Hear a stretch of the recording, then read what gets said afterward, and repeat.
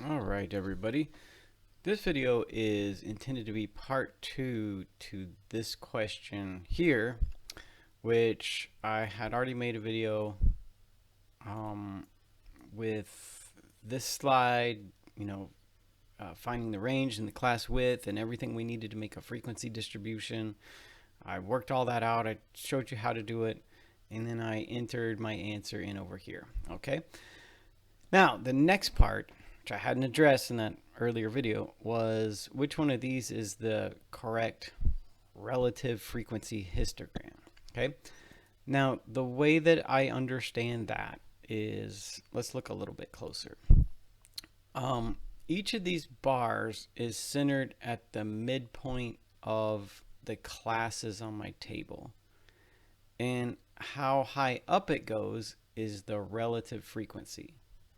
So I'd have to pick which one of these graphs matches my table like that. Now, before I get any further into those graphs, I mentioned something about the midpoint. I mentioned something like, if I look at this, the midpoint for the first class is 170. And then here I see the midpoint for the third class is 300. That's what number I see there. That's what it means.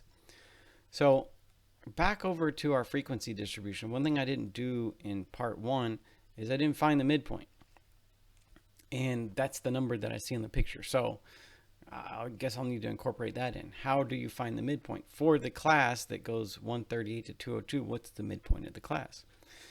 To find that, here's what you do. To find the midpoint of this class or any other class, you add the lower class limit, 138, plus the upper class limit, 202, and you divide by 2. You'll get 170. And you can do that for any of these. That's how you'll get them. The midpoint of this class, 333 to 397, you take 333, you add 397, and you divide by 2. So that's how you'll get these. Now, I can see how it's matching up then. Okay. Let me see. Let's do, oops. Let's try to get this where you can see them all together. So yeah, all right. So that first class, 170, all right, that's the midpoint I found. And then the second one doesn't, it's not listed, but that's okay. And then the next one's 300 and then 430. So that is matching the numbers that I see. So here's the next thing that we'd have to sort out then. How tall the bars are over the midpoints is whatever the relative frequency is. So that first bar centered at 170 has to go up to 0.5, a little more than 0.5. So let's see. Which one does that? We'll just start there. This one, that goes like, so that's 0.4, that's 0.5, could be like that. Okay, could be this one. I mean, I guess I can't rule it out. And what about this one? That goes all the way up to almost 0.6, so it's not B. Okay, so I can rule out B. And I can rule out D. Same thing, like that goes up, wait, it goes up past 0.6. It can't be that one. Okay, so B and D are out. So it's going to come down between A and C. Okay, so let's look at some of our other numbers. For both the second and third class, the relative frequency is the same, and it's about 0.15, which is just a little bit higher up than 0.1.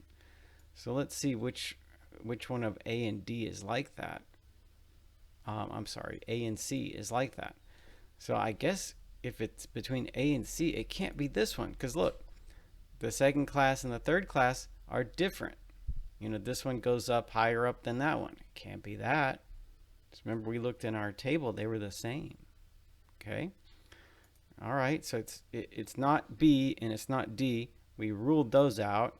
It came down between A and C, but then we ruled out C because look, they're not the same. The second and third classes, the relative frequency is not the same in the picture, so that means it's got to be A. Okay. And I could check the rest of it if I wanted to, just to be sure, but I'm absolutely certain it's A. Okay. All right.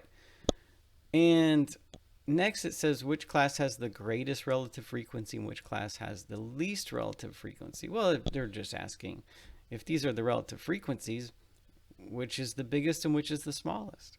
Okay, so I see this first class as the biggest and this fourth one as the smallest. You just look at the numbers.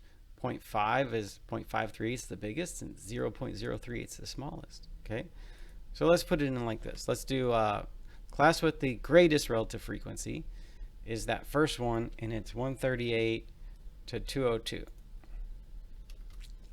All right, and then that class with the least relative frequency is this one, 333 to 397. Okay, so I just identify them and I put them in that way. Okay, what it's asking for is me to just take the classes the way they're given in the table and identify them from least to greatest like that according to the question. Okay, so I guess that part's pretty easy so long as you know what they mean by it and if you did the relative frequencies correctly. And we do that and it's done. Okay, so that's how we can look at a relative frequency distribution. Okay, that's this part. The distribution is just the table, and the histogram is the graph made based on that table. They're really the same thing. They involve all the same information. Just one is a table and one is a picture. And more than anything, I want you to see the connection between them.